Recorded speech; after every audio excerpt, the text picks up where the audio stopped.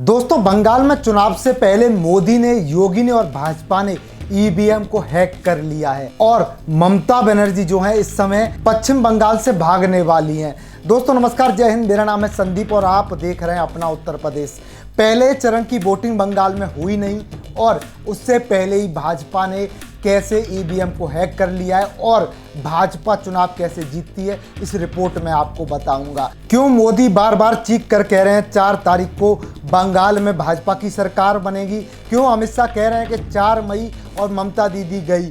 क्यों योगी आदित्यनाथ कह रहे हैं कि भाई बंगाल में अब भगवा लहराएगा 4 मई को। ये दावे मोदी, योगी, अमित शाह जैसे जब बड़े लीडर कर रहे हैं तो बंगाल में क्या होने वाला है उसका अंदाजा सिर्फ आप पहले चरण से पहले की बीजेपी की तैयारियों से लगा लीजिए। 8 दिन में करीब बीजेपी 500 से ज़्यादा रैली करेगी। 11 बड़ी रैली नरेंद्र मोदी खुद करेंगे। साथ ही जितनी नरेंद्र मोदी रैली करेंगे उतनी ही रैली योगी आदित्यनाथ करेंगे, यानी 11 रैली योगी आदित्यनाथ करेंगे, 30 रैली अमित शाह करेंगे।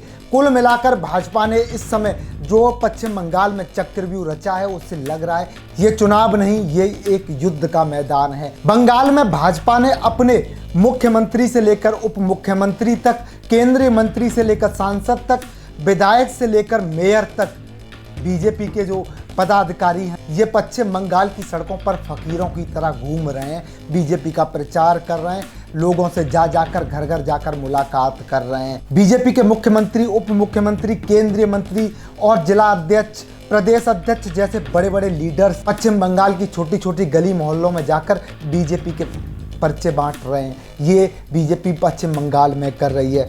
आप अब इस बात से अंदाजा लगाइए आखिरकार बीजेपी कैसे चुनाव जीत जाती है और कैसे नरेंद्र मोदी, अमित शाह और योगी जीत का दावा कर रहे हैं। क्या बंगाल में होने वाला है, ये खास रिपोर्ट देखिए और बंगाल का सियासी गणित समझिए। कैसे आखिरकार भाजपा अपनी जीत का दावा कर रही है, कैसे मोदी सीना ठोक कर कह रहे हैं कि इस बार बंगाल में भाजपा की सरकार बनेगी और क्यों ममता दीदी की रातों की नींद उड़ गई है। युद्ध की तरह लड़ा जा रहा पश्चिम बंगाल का चुनाव, खाना पीना छोड़कर बीजेपी की त्रिमूर्ति ने संभाला मोर्चा।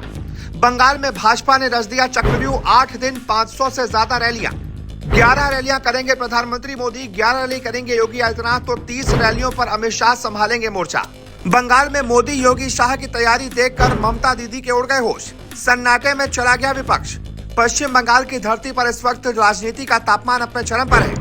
यह चुनाव अब सामान्य चुनाव नहीं रहा, यह चुनाव अब महासमर बन चुका है और इस महासमर में भारतीय जनता पार्टी ने अपनी सर्वोच्च त्रिमूर्ति उतार दी है।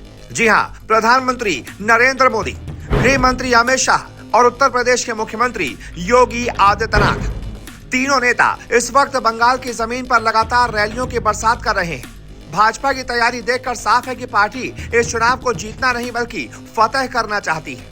500 रैलियां, मोदी 11, योगी 11, अमित शाह 30। बीजेपी ने बंगाल को बना दिया चुनावी युद्ध। दोस्तों, पहले चरण का मतदान 23 तारीख को है और चुनाव प्रचार समाप्त होने तक भाजपा बंगाल में करीब 500 छोटी बड़ी रैलियां करने जा रही है।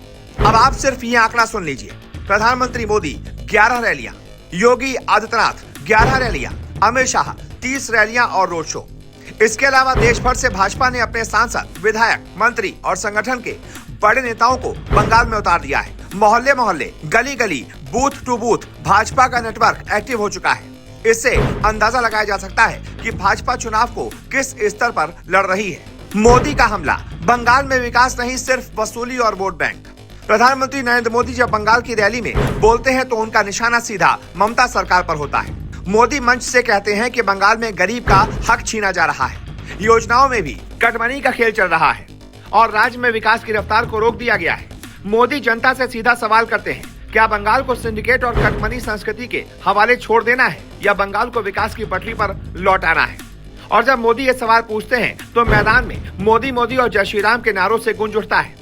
मोदी का संदेश साफ है, ये चुनाव सिर्फ सत्ता बदलने का नहीं बल्कि ये चुनाव बंगाल की सुरक्षा, पहचान और भविष्य का चुनाव है। अमित शाह की एंट्री, बूथ से लेकर बॉर्डर तक शाह का चक्रव्यूह। अगर मोदी चुनाव की सबसे बड़ी आवाज है तो अमित शाह भाजपा की सबसे खतरनाक रणनीति है। अमित शाह जब मैदान में उतरते हैं तो चुनाव सिर्फ भाषणों से नहीं चलता, चुनाव चलता है मैनेजमेंट, बूथ प्लानिंग और ग्राउंड ऑपरेशन से। बंगाल में अमित शाह वही कर रहे हैं। भाजपा की 500 रैलियों के लक्ष्य में शाह अकेले 30 सभाएं और रोड शो कर रहे हैं। शाह हर मंच से तृणमूल की कटमनी संस्कृति, सिंडिकेट राज और कानून व्यवस्था पर सीधा हमला कर रहे हैं। शाह का संदेश साफ है, बंगाल में कानून व्यवस्था खत्म हो चुकी है, आम आदमी सिंडिकेट के शिकंजे में है और तृणमूल ने पूरे सिस्टम को वसूली मशीन बना दिया है। यही वजह है कि अमित शाह का कैंपेन बंगाल में सिर्फ प्रचार नहीं बल्कि एक चुनावी ऑपरेशन बन चुका है। योगी की एंट्री से बंगाल में आया करंट, भीड़ देखकर विपक्ष रह गया सन्न। बंगाल चुनाव में सबसे बड़ा चार्ज आया है योगी की एंट्री के बाद। योगी जहां भी जा रहे हैं वहां भारी भीड़ उमड़ रही है। लोग दूर दूर से पैदल चलकर उनके भाषण सुनने पहुंच रहे हैं। भीड़ का उत्साह ऐसा है कि कई जगह नारे गूंजने लग जाते हैं, जय श्री राम, देखो देखो कौन आया, शेर आया शेर आया। योगी के भाषणों का मूल स्वर सीधा और आक्रामक है। वो साफ कहते हैं, कठमुल्ला राज नहीं चलेगा बंगाल में।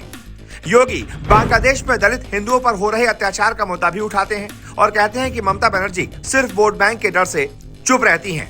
इसी के साथ योगी यूपी का बुलडोजर मॉडल भी बंगाल में जोड़ते हैं और कहते हैं कि माफियाओं को कुचलने वाली व्यवस्था बंगाल में भी चाहिए। सिंडिकेट पर चोट, बंगाल की जनता की नस पकड़ ली। बंगाल में सिंडिकेट कल्चर एक बड़ी सच्चाई मानी जाती है। मकान बनवाना हो, जमीन लेनी हो या कोई सरकारी काम करवाना हो, कई जगह सिंडिकेट को पैसा देने के आरोप लगते हैं। योगी और भाजपा इसी मुद्दे को चुनाव का बड़ा हथियार बना रहे हैं। जब मंच से सिंडिकेट पर वार होता है तो जनता का उत्साह और ज्यादा बढ़ जाता है। लोग महसूस करते हैं कि कोई तो उनकी पीड़ा पर खुलकर बोल रहा है। बंगाल चुनाव की सबसे बड़ी तस्वीर यही है। एक तरफ भाजपा की त्रिमूर्ति मोदी, शाह और योगी हैं, दूसरी तरफ अकेली ममता बनर्जी।